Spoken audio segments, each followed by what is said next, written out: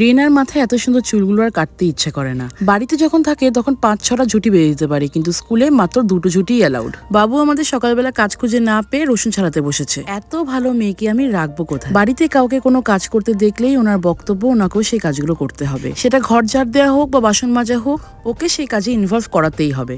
তাই না পেরে আলমারি থেকে বের করে দিলাম এই প্রিন্সেস ড্রেসটা, যাতে অ্যাটলিস্ট ওর মাইন্ডটা একটু অন্যদিকে ডাইভার্ট হয়, আর সেই ফাঁকে আমার কাজটা কমপ্লিট করে নিই। বহুদিন বাদে আজকে আমি আমাদের রুশাসের একাডেমিতে এসেছি। চলছিল বেসিকের ক্লাস, আর ক্লায়েন্টও এসেছিল যার মাথায় চলছিল ওজোন ট্রিটমেন্ট। বলে দিই যে ওজোন ট্রিটমেন্ট আমাদের কি কি কাজে লাগে।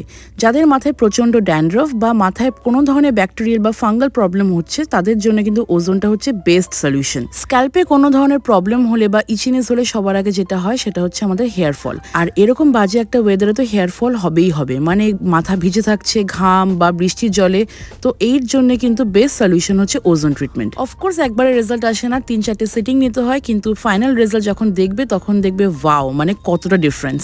আমিও ট্রাই করি উইকে একবার করে ওজোন ট্রিটমেন্ট নেওয়ার, কিন্তু সময়ের অভাবে আর হয়ে ওঠে না। আমাদের বেসিকের ক্লাসে বা আমাদের যে কোনো কোর্সে যখন স্টুডেন্টরা ভর্তি হয় তখন তারা কত স্বপ্ন নিয়ে ভর্তি হয় যে লাইফে কোনো না কোনো জায়গায় নিজেদের একটা আইডেন্টিটি তৈরি করবেই করবে। তাদের জন্য বলছি তোমরা কিন্তু হাল ছাড়বে না, প্র্যাকটিস করতে থাকো, ঠিক দেখবে নিজেদের ডেস্টিনেশনে ঠিক পৌঁছে গেছো। শ্রাবণ মাসের সোমবার বলে মা আজকে একদম নিরামিষ, মানে অন্ন খাবে না বলে নিয়ে এসেছিল সাবু মাখা, আর আমরা সবাই মিলে ওটার উপর আগে করলাম হামলা।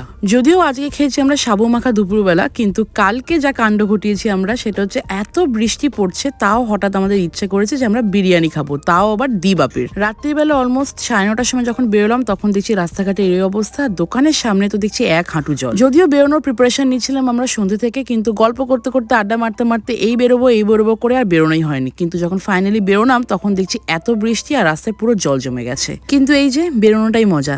মাকে নিয়ে যতবারই কোনো জায়গায় প্ল্যান করি সেদিনই দেখি বৃষ্টি পড়ে, কি অদ্ভুত ভাবে, মানে প্ল্যানিংটাই আমরা এরকম করে করি, এমন সময় করি যে বৃষ্টিটা পড়তেই হবে। যদিও রেনা তো বিরিয়ানি খায়নি কোনোদিনও অ্যাজ সাচ, বা ঝাল লাগে বলে, তাই ওর জন্য কিন্তু বাড়ি থেকে আমি বাটার ভাত আলু সেদ্ধ সব করে নিয়ে এসেছিলাম। আর ওকে ওই ভাতটা খাওয়ানোর সময় একটুখানি বিরিয়ানির রাইস নিয়ে ওটার মধ্যে মিক্স করে দিলাম, বললাম এটা বাটার বিরিয়ানি। সেটা খেয়েও সেই মজা পেয়েছে। ওর ডিনারের পরে আমরা সবাই মিলে চেরিশ করে বিরিয়ানিটা শেষ করলাম। আশা করছি আমার এই মিনি ব্লগগুলো তোমাদের সবার খুব ভালো লাগে। Thank you for watching my mini vlog. Tata.